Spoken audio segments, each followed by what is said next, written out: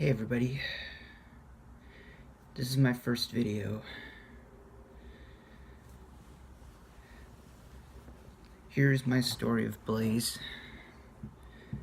I poured my heart and soul into this character. He really means a lot to me. He's more than just a persona. He is a person. I feel he can be a person, something alive. It's something that I want to be alive.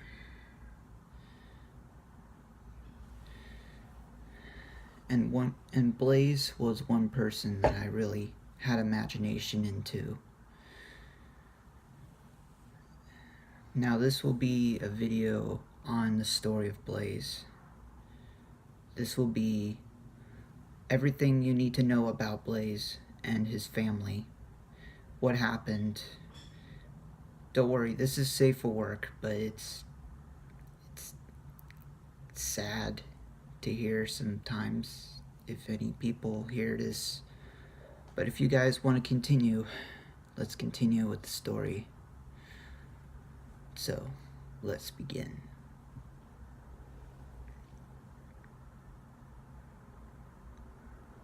Blaze was born Brad Pitton Wilson on February the 1st, 1998, to a secluded couple who moved from Montana all the way to Vancouver, Canada, in the Lake Forest.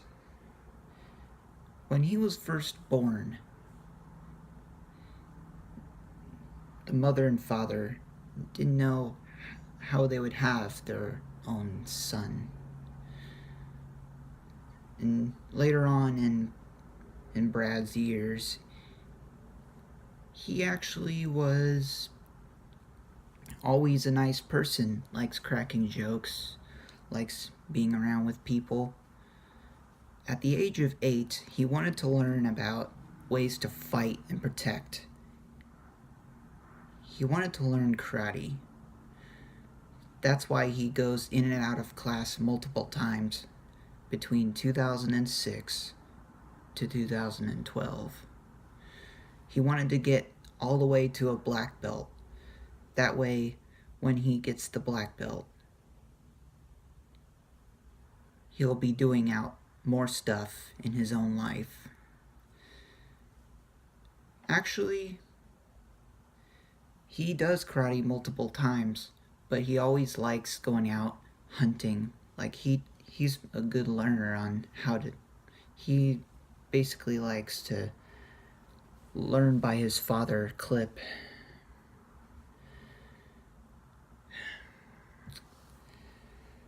Clip always wanted to teach him how to hunt, even though these people were both feral and anthro. These were both in a mixture. These Gene and Clip were both between feral and anthro. Blaze, or should I say Brad, is a mixture of these. Okay. In 2012, after over 6 years of doing karate multiple times and getting the higher belts each year, he does something good. He made it to a black belt, his first black belt. And he decided to leave. He decided to stop learning and decided to teach here and there. But I could explain also on his school years. In his school years, he's always getting higher grades. He's always been listening to the teacher and avoids drama. He's a person that wants to avoid drama here and there, but he also wants to be a part of some drama here and there. But he kind of just, in school years, he just flat out forgets about it.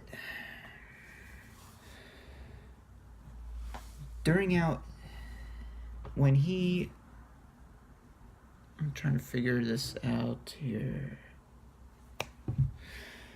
during out the his peers, teachers, students all find him, an intelligent student, a person who's very nice, and he even gave an IQ test about 175, higher than what other students had in that school.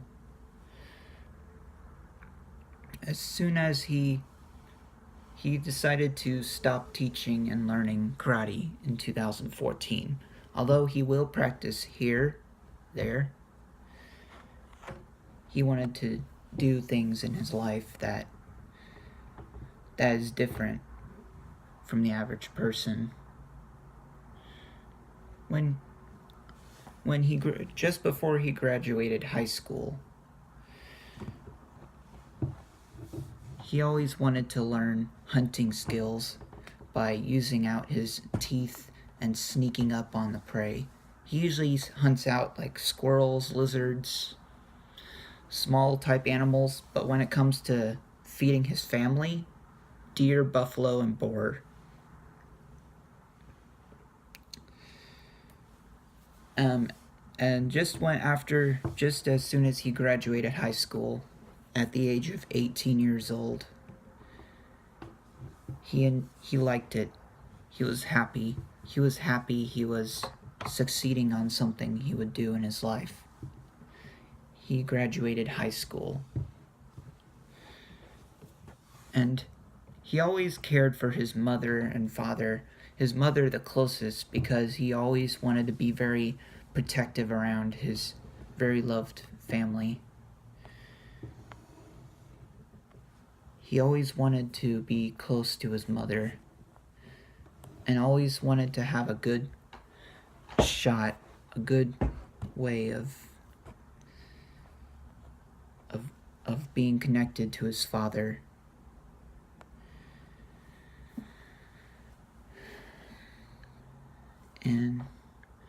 But sadly,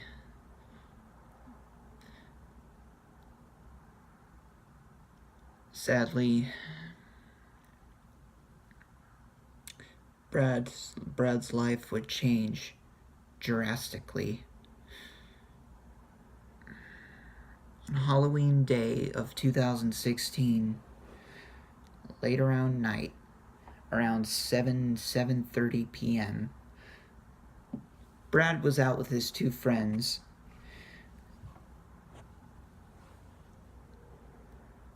But as soon as they were miles away, a few miles away from Brad's home, Brad was going out when he noticed an odd-looking wolf trying to run off away.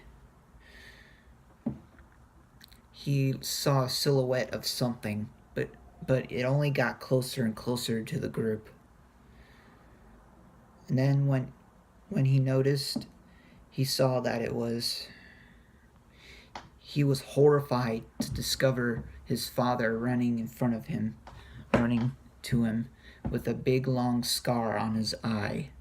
Apparently, before this clip was basically hunting out, like,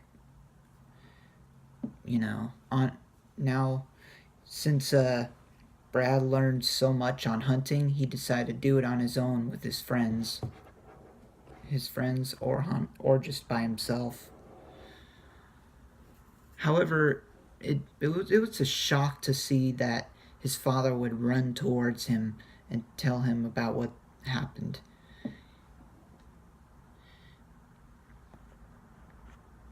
The scar on his eye was because a deranged wolf trapper managed to attempt to stab the wolf, but managed to only graze him right in the eye.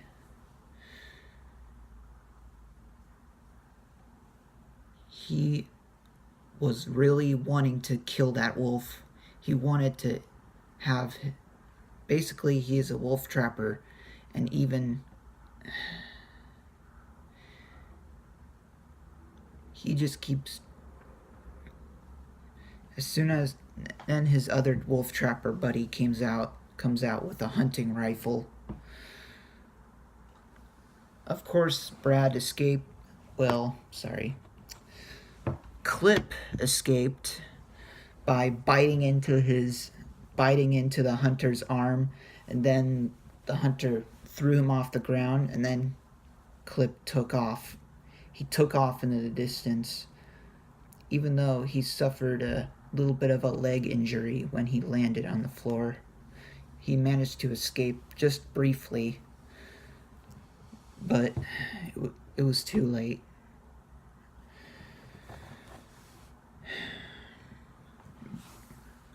Clip came by to his son and was shocked to see his son with his two buddies, and his last words to Brad was, "I love you, son. Never forget about me.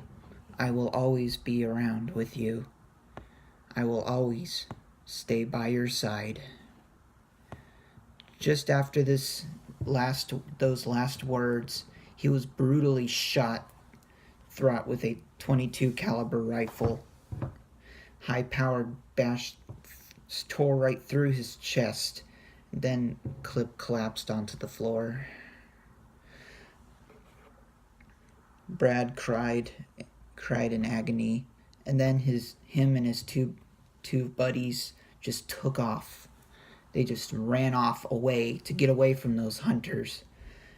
And one of the trappers took Clip's body to take it into a log cabin in the woods.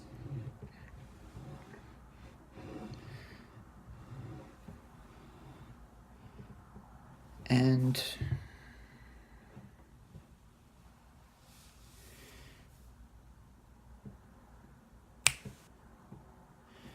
as soon as Brad got home, he started whimpering to his mother. His two buddies just took off to their own homes, just so they can avoid the aftermath, or avoid being shot by those two hunters.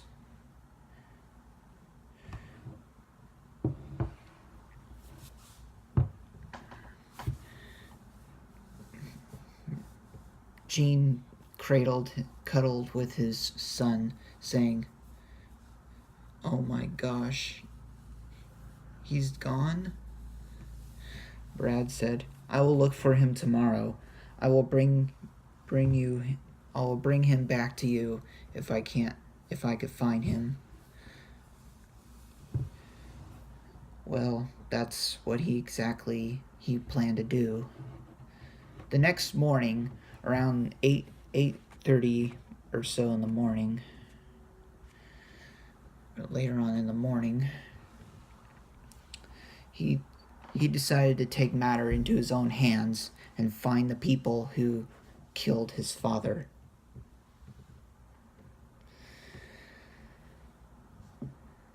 As soon as he was scoping around in the woods, he came across the log cabin where those hunters were. And what's shocking is that someone disobeyed a rule in the front of a forest.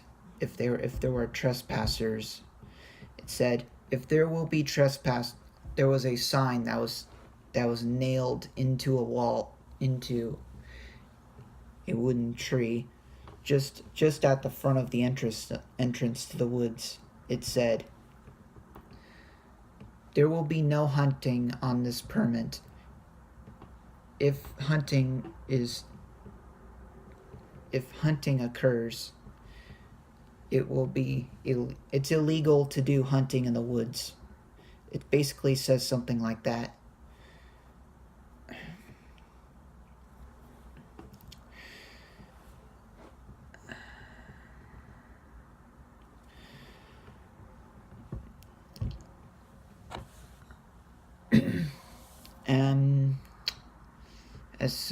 But let me do this. As soon as Brad got to the back of the log cabin, he saw there was a dumpster. And then he saw there was a black plastic bag sitting on the side. He wanted to know who's inside the log cabin. He managed to glance inside. He sees two hunters, a crocodile and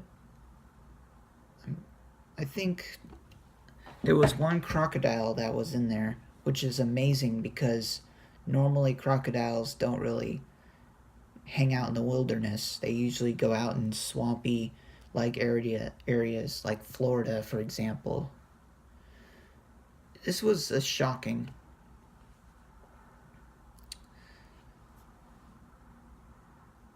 As soon as he saw those two men, he ducked right down and Brad snuck right in the back.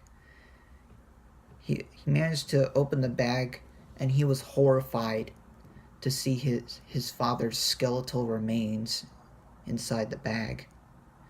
He took the bag and fled back to his house, back to his home.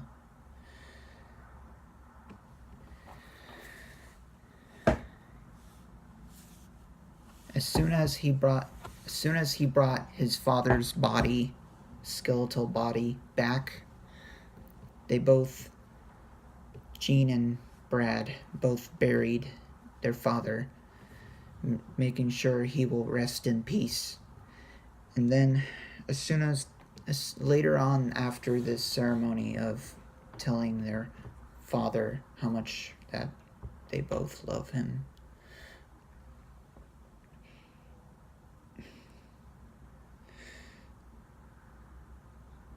Brad felt angry and sad at the same time. He wanted to avenge what killed his father. He wanted to attack those hunters so badly. Something happened that will stay in her mother's mind. Around 7:30, 8 o'clock, or between 7:30 and 8:30 p.m. at night,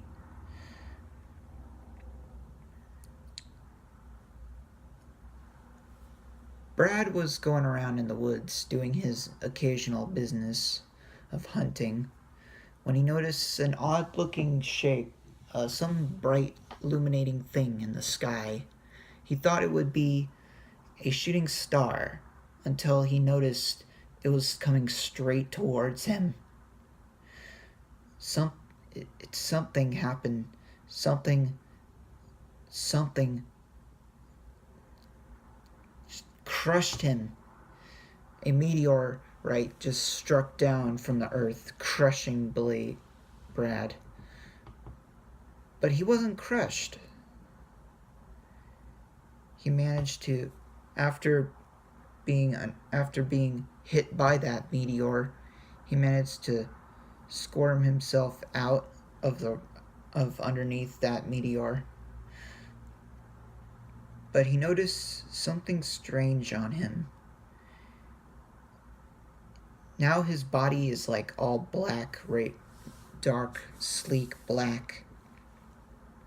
And he sees orange around his body too, like spots the size of a golf ball all around his body, the shape of a golf ball. He keeps seeing orange spots all around his body, and when he looked down, he noticed his feet paws. He noticed he was full anthro, because he was actually standing up when he got out of the meteor. As soon as he got out, he also noticed his hand paws have red pads, something he never had before. He actually got powers. He got superpowers. So he got powers. He noticed some flame coming out of his tips. And he starts holding him down like this.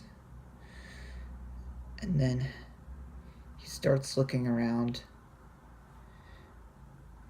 And He couldn't believe what happened to him. He ran off. He ran back to his family, his home. And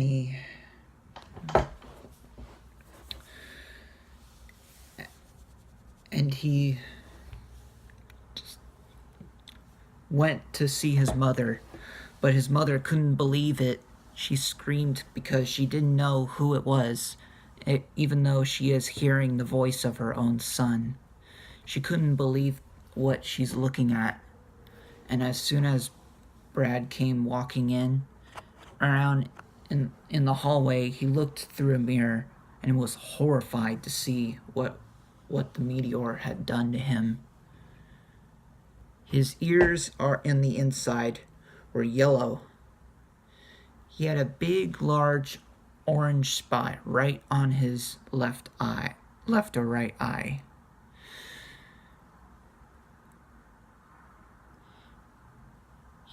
He was shocked to see what he's turned into.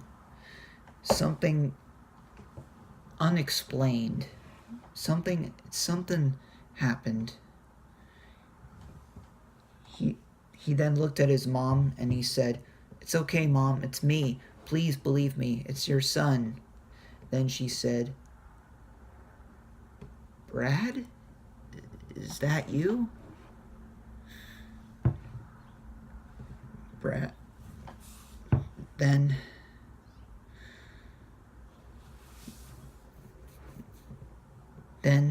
they both began to hug tightly. And then he told to his mom, "I will avenge my father's death, and I will make sure those hunters will be punished for killing my father. I will punish them for it. They will soon find out who they are messing with, and they will regret it forever. I will kill them, but I don't want you to find out, Mom. I don't want you to tell anybody, but I will confess to you to not tell anyone about me killing these two hunters. Okay, Mom?" Then Jean said, Okay, honey." Then she kissed him on the cheek. Then Brad said, "I will set the whole place ablaze." Then she said, "Ablaze?" Then Brad noticed something.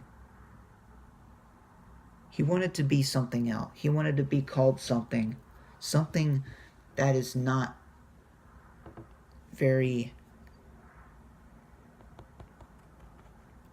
He didn't want to be called something funny, but he wanted to be called something unique. And he knows that setting things ablaze would do something.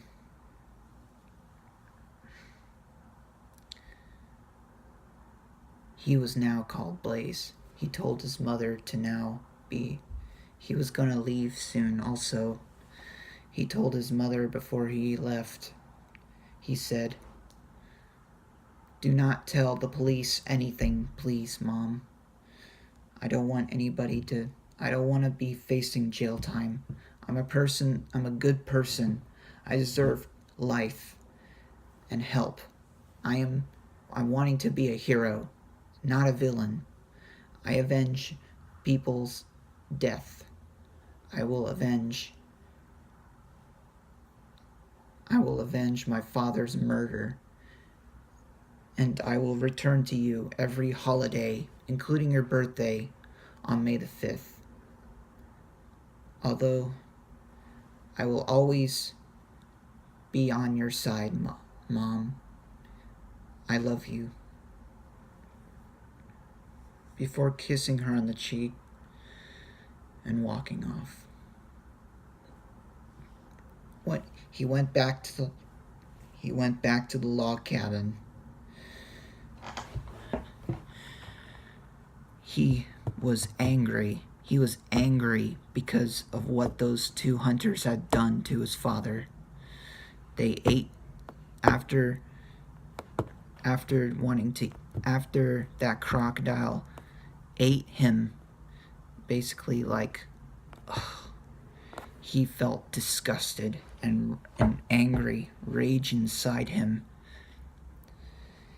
He shot out fire throughout his paws, setting the whole cabin on fire. And everyone inside, and those two hunters died from either smoke inhalation or they were burnt to death by Blaze. Blaze had burnt everything down. He avenged his father's death. He murdered the people who murdered his father. He then fled and wanted to continue on with life. He wanted to move out. He wanted to explore places, and he wanted to stay away. As soon as the fire happened, 911 was called, and the police came by with Detective firing the wolf. As soon as firing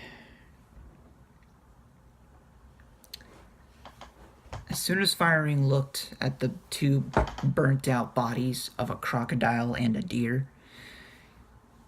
who were both wolf trappers, he discovered no signs of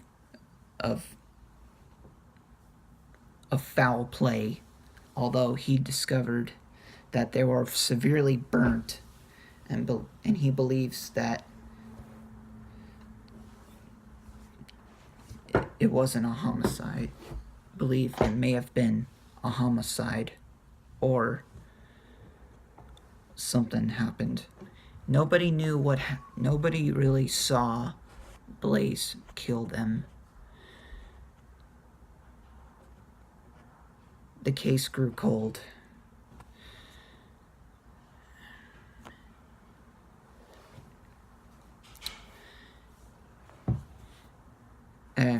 Throughout everything, the case went unsolved. Blaze got away with killing those two hunters, and he continued on to be the best he can be, a hero. The end.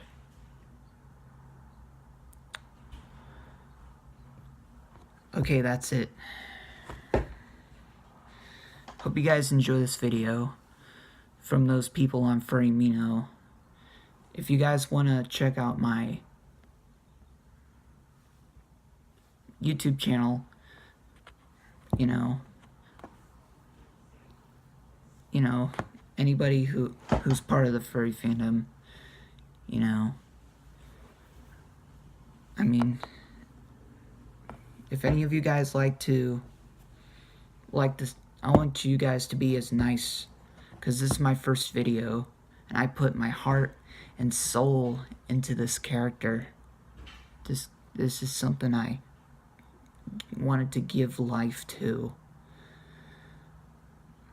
I wanted to make a unique story. That's what I did for Blaze. Feel free to like this video, comment, subscribe, and share the video too. I want to hear what you guys think of this story. Let me know in the comments below. Well, I'm recording this on my iPhone 5, so, hope you guys enjoy this video. Sorry if it is pretty long, but it's my first video. It's something I have to do. I'll see you guys in the next video. I don't know when I'll make a next video, but I might actually make more stories on my characters, but shorter, Alright. Goodbye, everybody.